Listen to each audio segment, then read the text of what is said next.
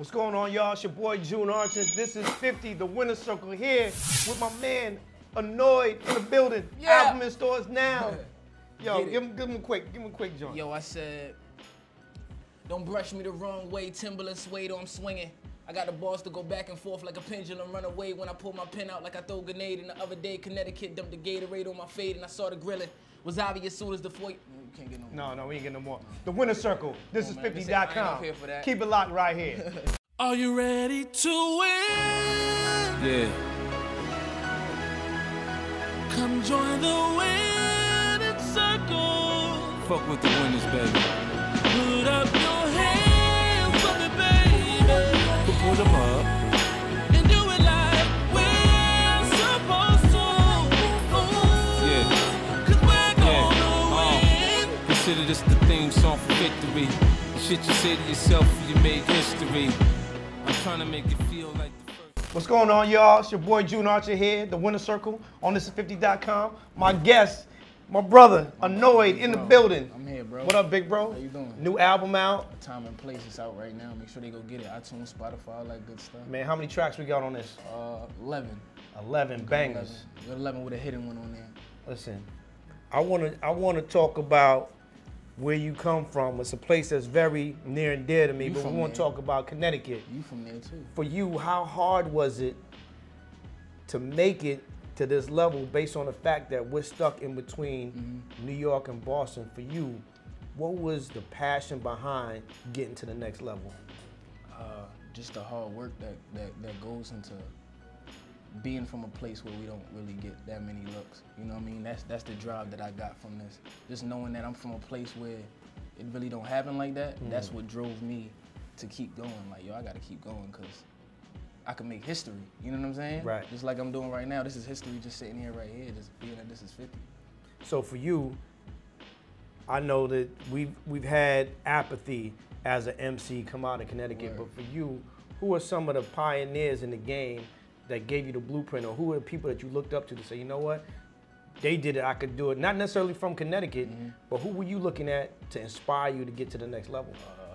You got Nas, Jay, Big, Tupac, Cole, Kendrick, you know, Joey Badass. Those are all of the people that I looked at and then got inspired by their story and the way they did it. You know what I mean? Because I feel like it's so many ways, but it's not just one way.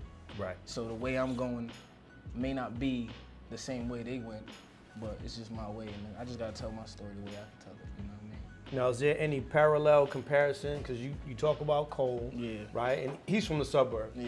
Technically, you're from the suburb, but suburb. the way that you spit, the things that you're talking about are similar, right? Yeah. The come up is the same. Yeah.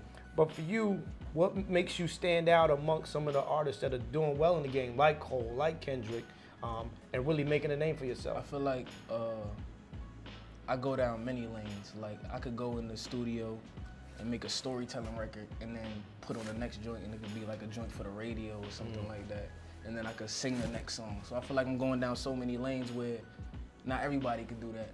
You know what I mean? Right. It's so many artists that's just doing like one type of genre or one type of thing. They're making like conscious rappers just making conscious rap.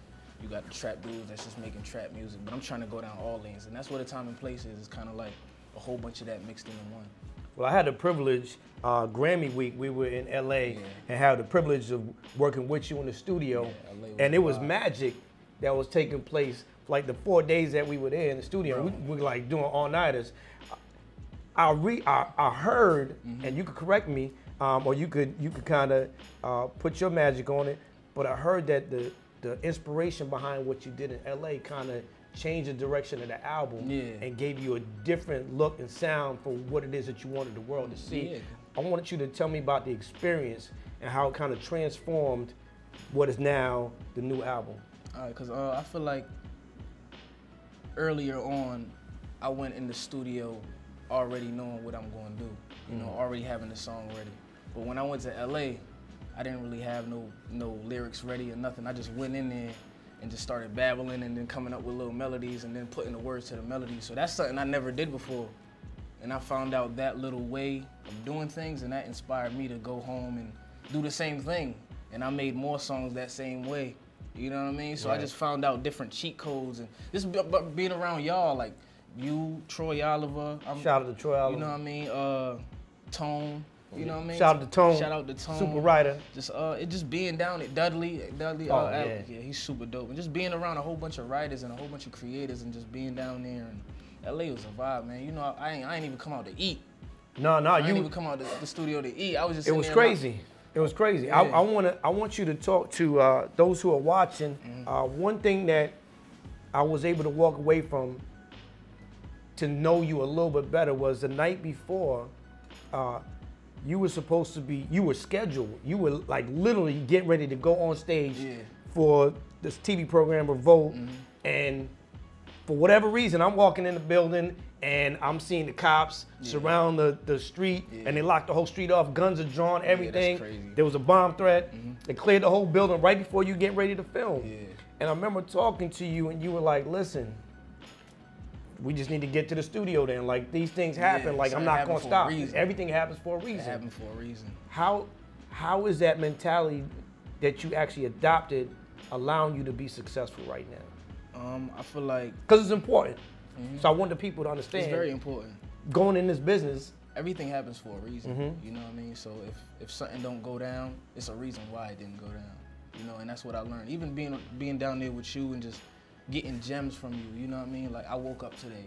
You know what I mean? I'm feeling good. Everything is good because I woke up today. So just being down there and realizing that certain situations happen for a reason. Everything happened for a reason. I know it sounds cliche, but it's true. Right. So being down there and then just knowing that I didn't go on Revolt TV that day, but we went back in the studio and I did something for Mahogany on one of his beats. Big producer, you know what I mean? I would have never got that opportunity if we would have performed that Revolt that day. So just seeing that every situation is just, if it doesn't happen then, it's a reason why. Right. And that's what I learned. But now where do you get your work ethic from? Because that 72-hour period, I saw you literally write and record like 4 or 5 records. Yeah. I want to say 6 because I want to say you didn't get to finish one. I didn't get to finish the last one. We would have finished it if we would have stayed. No, we would have finished that joint. Where do you get that work ethic from? Because keep in mind, you from Connecticut. Nobody makes it from Connecticut. I feel like the work ethic just came from within. Because I worked hard. Like I always make songs quick. You know what I mean? But when I went to LA, I never wrote that quick. I never knocked out songs that quick. Like I did the last verse first. And then went back to the hook. I never did that before. Right. LA brought that out of me, so. It was magic then. It was just magic, man. I love vibe. LA. I love LA. So how important is it to have like-minded people around you? Because it seems as though that environment, you know, allows you to elevate not just your skill, but your mentality in terms of what you wanted to get done. Yeah, because we all got that within us. Right. You know what I mean? But if you surround yourself with like-minded people, you'd be surprised. They say you hang with 9 broke friends, you're bound to be the 10th. So just being around different creators and like, no, you should do this way, or do that, or sing it this way. And I'm like, oh, you right. It sounds better that way. Right. You know what I mean? So just listening to people. Sometimes you don't know all the knowledge at once. You know what I mean? Right. It's good to let somebody tell you, yo, do this. Kind of pour into you. You know what I mean? Like, be a sponge of the game, be a student of the game. I'm a student. Like, if somebody tells me, yo, you should do this, or don't do that, or don't post that, or change your caption on Instagram because it sounds too, sound crazy. Yeah, you know what I mean? It don't sound professional enough. Then I'll listen to it because I'm always a listener. I got a good team behind me that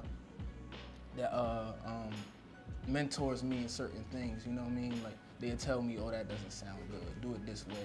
And that's the good thing about having a great team is because I could focus on the music. Right. You know what I mean? I could focus on what I'm supposed to focus on, and then we got other people that's doing this over here. We got other people that's doing that over there.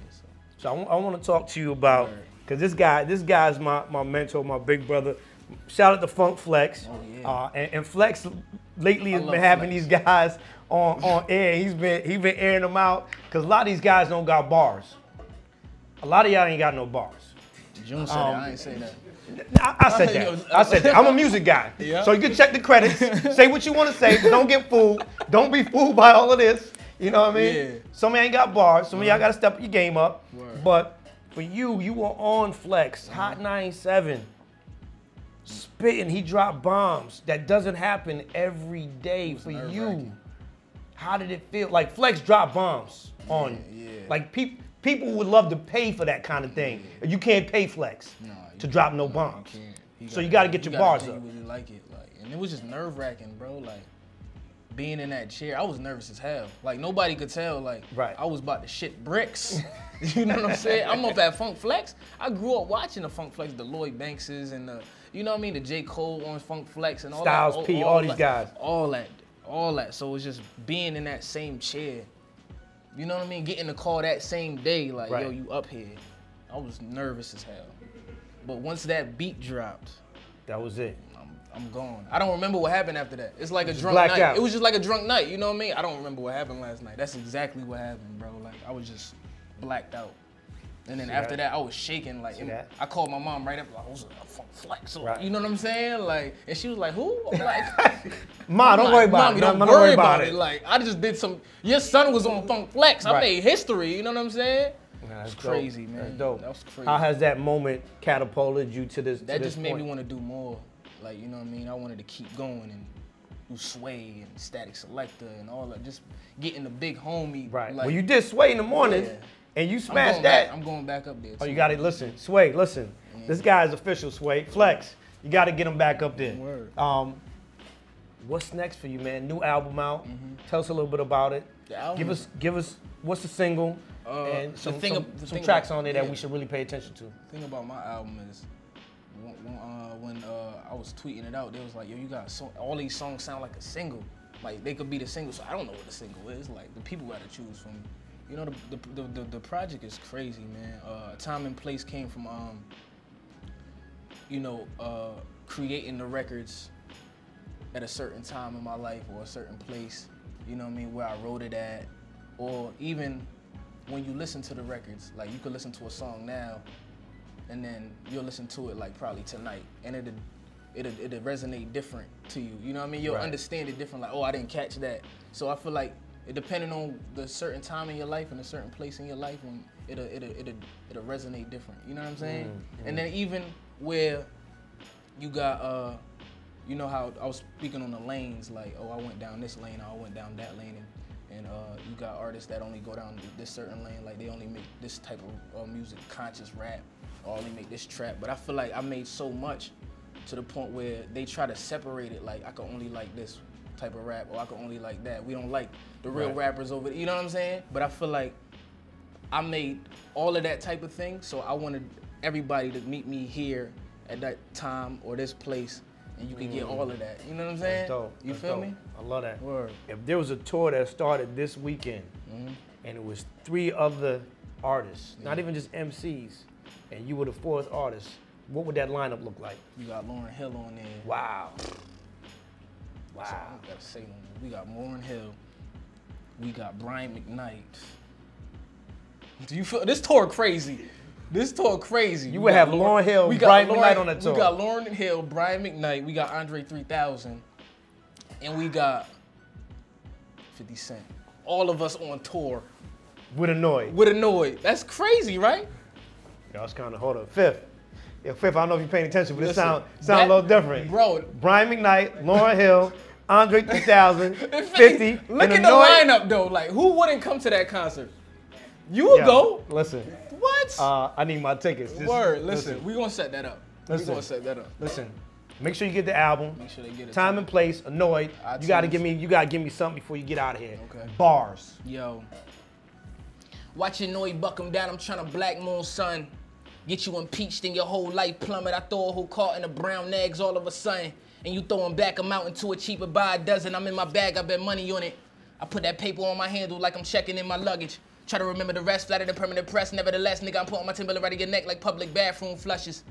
June, I'm not gonna do this no more. We gotta go. Listen. I gotta save my raps. Listen. For the radio stations. Winner Circle on thisis50.com. Your boy ANoyd, June Archer. Yes, keep it locked right here. Yeah,